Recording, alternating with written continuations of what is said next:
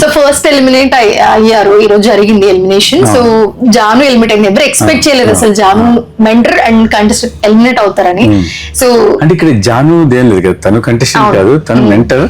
అంటే కంటెస్టెంట్ బాగా చేయించాల్సింది, అంటే కంటెస్టెంట్ బాగా చేయలేదు అనట్లేదు, కానీ తనకన్నా మిగతా వాళ్ళు ఇంకా చాలా స్ట్రాంగ్ ఉన్నారు. దానివల్ల తన లిస్ట్ లో ఉంది, ఓట్ల ప్రకారం కూడా అలాగే తక్కువ ఉంది, మార్క్స్ కూడా తనకి తక్కువ ఉంది కాబట్టి అలా ఎలిమినేట్ అయింది. అయ్యో ఎక్కడైనా అన్ఫేర్ ఉందేమో అన్నట్టు ఫీల్ అవుతున్నట్టుంది జాను, అయిందా? నాకు తెలియదు.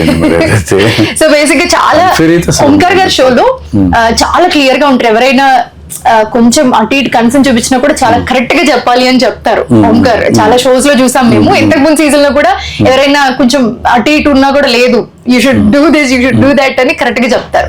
సో ఎలా అనిపించింది ఈ ఎలిమినేషన్? లైక్ జరిగిన ఫస్ట్ ఎలిమినేషన్ అంటే ఓటింగ్ క్లియర్ గా ఉంది, ఆడియన్స్ ఓట్ వేశారు, దాంట్లో ఎవరికైతే లిస్ట్ ఉన్నారో వాళ్ళని ఎలిమినేట్ చేశారు. ఇంకా ఎవరు ఇది కాదు లేదు అని అంటాను కూడా ఛాన్స్ లేదు.